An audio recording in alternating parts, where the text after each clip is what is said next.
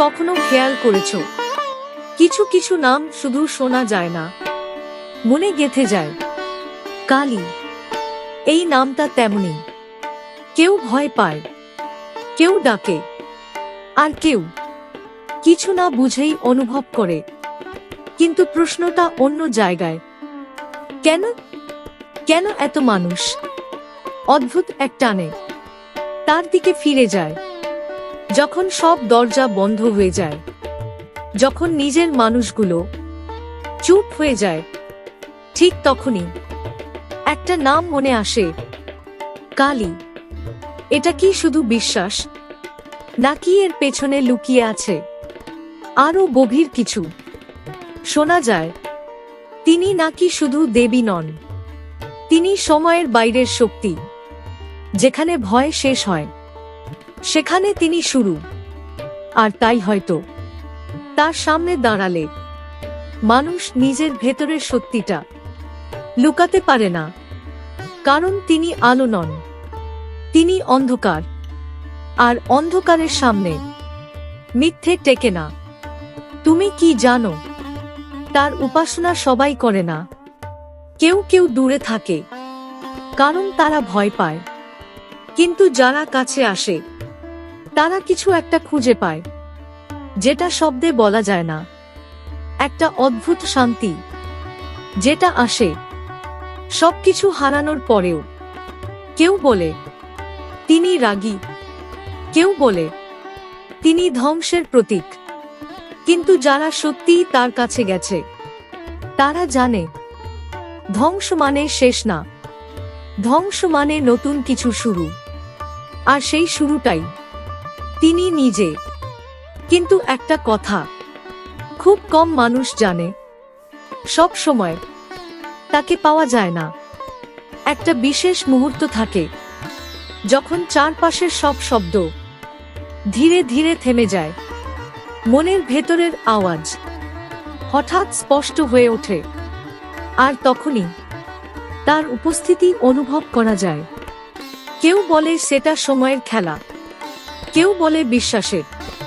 কিন্তু যারা অনুভব করেছে, তারা জানে সেই মুহূর্তে তুমি একা থাকো না।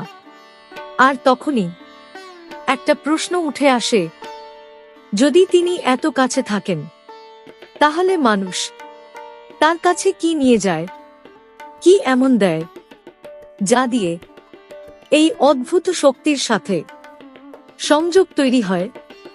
উত্তরটা সহজ না, কারণ এটা শুধু ফুল, ধূপ বা কোনো নিয়মের মধ্যে বাঁধা নয়। এর ভেতরে আছে একটা পুরনো রহস্য, যেটা অনেকেই দেখে কিন্তু বুঝতে পারে না। আর সেই রহস্যটাই ধীরে ধীরে খুলতে শুরু করবে। তুমি ভাবছো হয়তো উত্তরটা খুব সাধারণ হবে, ফুল, ধূপ, প্রার্থনা। কিন্তু কালীকে যারা খোঁজে, তারা জানে এটা এতটা সহজ না। কারণ তিনি শুধু নেওয়ার জন্য বসে থাকেন না, তিনি দেখেন তুমি কি ছেড়ে দিতে পারো। হ্যাঁ, এটাই আসল কথা। কালীকে কিছু দেওয়ার আগে মানুষ আসলে কিছু ছেড়ে দেয়। কেউ নিজের ভয়, কেউ নিজের রাগ, কেউ নিজের অহংকার।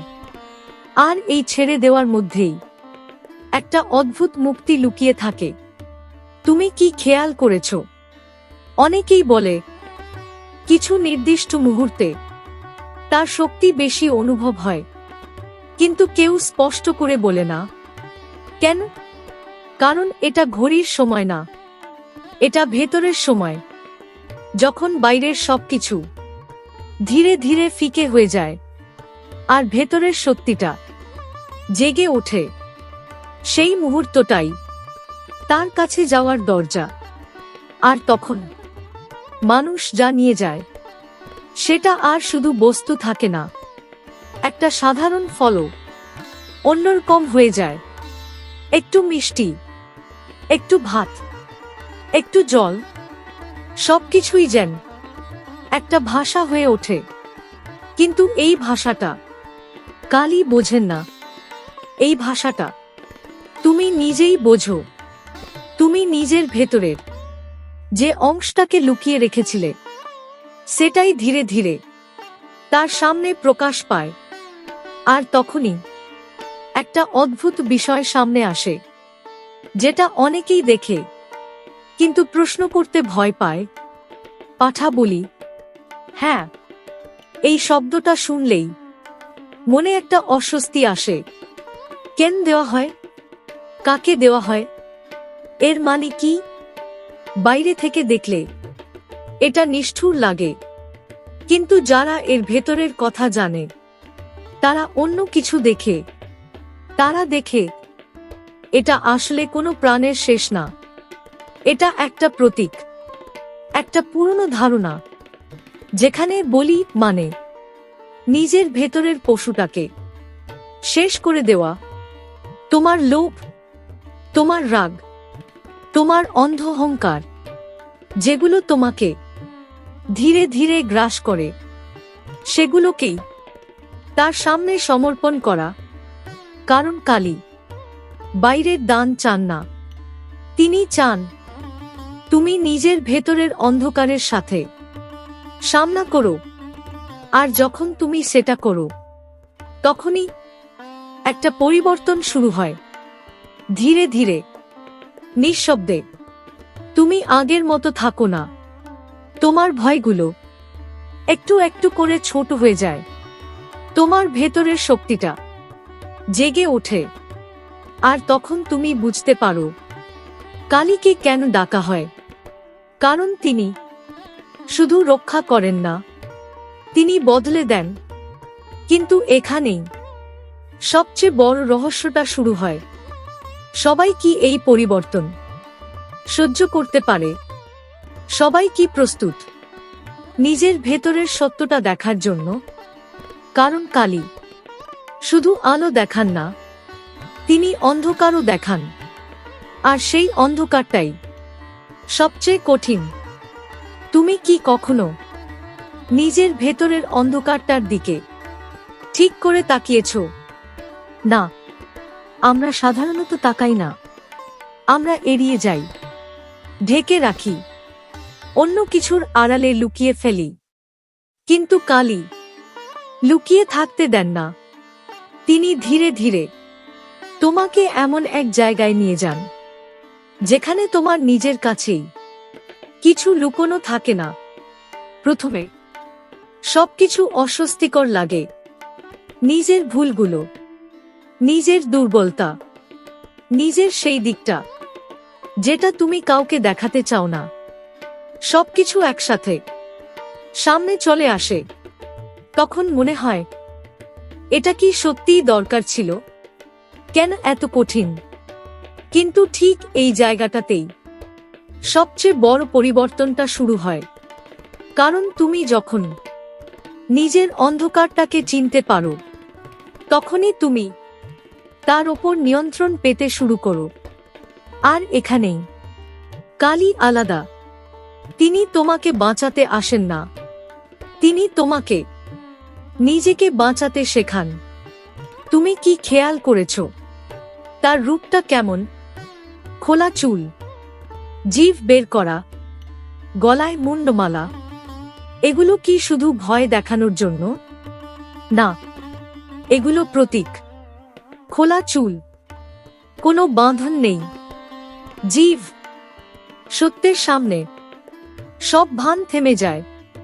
মুন্ডমালা, প্রতিটা মাথা একটা একটা অহংকারের শেষ, যেগুলো আমরা জীবনভর ধরে রাখি। তিনি সেগুলো এক এক করে ভেঙে দেন। আর তখনই তুমি বুঝতে পারো কেন তার কাছে সবকিছু নিয়ন্ত্রণে থাকে না। কারণ তিনি নিয়ন্ত্রণের বাইরে। তিনি নিয়ম মানেন না, তিনি নিয়ম তৈরি করেন। আর তাই তার কাছে যাওয়ার পথটাও সোজা না। এখানে কোনো নির্দিষ্ট নিয়ম নেই, কোনো একটাই পদ্ধতি নেই। শুধু একটা জিনিস লাগে, সত্যিকারের ইচ্ছা। তুমি যদি সত্যি নিজেকে বদলাতে চাও, তাহলেই এই পথটা খুলে যায়, কিন্তু বেশিরভাগ মানুষ এই জায়গাটাতেই থেমে যায়, কারণ নিজের ভেতরের সত্যিটা দেখা সহজ না। আর তখন তারা ফিরে যায় পুরনো জীবনে, পুরনো অভ্যাসে। কিন্তু যারা ফিরে যায় না, যারা সামনে এগো, তাদের জন্য একটা অন্যরকম দরজা খুলে যায়, একটা গভীর অনুভব, যেখানে ভয় আর থাকে না, যেখানে তুমি নিজের মধ্যেই একটা শক্তি অনুভব করতে শুরু করো। এবং তখন তুমি আর শুধু কালীকে খুঁজো না, তুমি তাকে নিজের ভেতরেই খুঁজে পাও। কিন্তু এখানেই সবকিছু শেষ না, কারণ একটা প্রশ্ন এখনো রয়ে যায়। যদি কালী তোমার ভেতরেই থাকেন, তাহলে বাইরের সেই সব রীতি, সেই সব প্রথা, সেগুলোর আসল মানে কি? কেন মানুষ এখনো সেই সব করে? কেন সেই সব এখনো এত শক্তিশালী? এর উত্তরটা এতদিন সামনে ছিল, কিন্তু চোখ এড়িয়ে গেছে। তুমি কি কখনো ভেবেছ, যদি সবকিছু ভেতরের হয়, তাহলে বাইরের এত আয়োজন কেন? কেন মানুষ এখনো আগুন জ্বালায়, ধূপ জ্বালায়, প্রণাম করে? যদি কালী তোমার ভেতরেই থাকেন, তাহলে এই সব কার জন্য? প্রশ্নটা সহজ, কিন্তু উত্তরটা ততটা না। কারণ মানুষ শুধু অনুভব দিয়ে বাঁচে না, মানুষ চায় ছুঁতে, দেখতে, ধরতে, বিশ্বাসটাকে একটা আকার দিতে। আর সেই আকারটাই এই সব রীতি। যখন কেউ ধীরে ধীরে কিছু সাজায়, একটা ছোট্ট জায়গা পরিষ্কার করে সেখানে কিছু রাখে, এটা শুধু প্রস্তুতি না, এটা একটা সংকেত। নিজেকে বলা, আমি প্রস্তুত। বাইরের এই ছোট ছোট কাজগুলো ভেতরের একটা দরজা খুলে দেয়। তুমি যখন হাত জোর করো, সেটা কালীকে দেখানোর জন্য না, সেটা নিজের অহংকারকে নিচে নামানোর জন্য। তুমি যখন কিছু সামনে রাখো, সেটা তাকে দেওয়ার জন্য না, সেটা নিজের ভিতরের আসক্তিটাকে ছেড়ে দেওয়ার জন্য। এই যে আগুন, এই যে আলো, এগুলো শুধু আলো না, এগুলো একটা স্মরণ করিয়ে দেওয়া। অন্ধকার থাকলেই আলোর দরকার হয়, আর কালী সেই অন্ধকারেরই রূপ। তাই তার সামনে আলো জ্বালানো মানে অন্ধকারকে অস্বীকার করা না, অন্ধকারকে মেনে নেওয়া। তুমি কি বুঝতে পারছো কেন এইসব রীতি এখনো টিকে আছে? কারণ এগুলো কোনো নিয়ম না, এগুলো একটা অভ্যাস, নিজেকে ধীরে ধীরে বদলানোর অভ্যাস।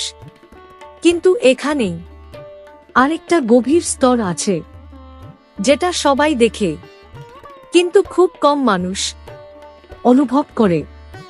যখন অনেক মানুষ একসাথে এইসব করে, একসাথে ডাকে, একসাথে মন দেয়, তখন একটা অদ্ভুত শক্তি তৈরি হয়, যেটা একজনের না, সবার। আর সেই শক্তিটা তোমাকে ছুঁয়ে যায়, তুমি চাইলে না চাইলে। কারণ এটা শুধু তোমার অনুভব না, এটা একটা প্রবাহ, একটা ঢেউ, যেটা বহু বছর ধরে চলেই আসছে। তুমি যখন এর মধ্যে ঢুকে পড়ো, তখন তুমি একা থাকো না, তুমি একটা বড় কিছুর অংশ হয়ে যাও। এবং তখন তুমি বুঝতে পারো কেন কিছু জায়গা, কিছু মুহূর্ত হঠাৎ এত ভারী হয়ে ওঠে, কেন কিছু সময় মনে হয় হাওয়াটাও বদলে গেছে। কারণ তখন শুধু তুমি না, অনেক অনুভব একসাথে কাজ করছে। আর সেই মুহূর্তেই সবচেয়ে সহজ হয় নিজেকে ছেড়ে দেওয়া, নিজের ভেতরের যে অংশটাকে তুমি ধরে রেখেছিলে সেটাকে মুক্ত করে দেওয়া। কিন্তু একটা কথা এখনো বলা হয়নি, এই পথটা সবাইয়ের জন্য না। কারণ এখানে কোনো ভান চলে না, কোনো অজুহাত চলে না। এখানে তোমাকে নিজের সামনে দাঁড়াতেই হবে। আর সেই মুখোমুখি হওয়াটাই সবচেয়ে কঠিন।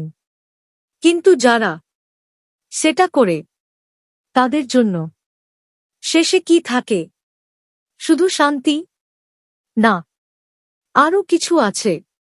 একটা উপলব্ধি, যেটা একবার হলে তুমি আর আগের মতো থাকতে পারবে না।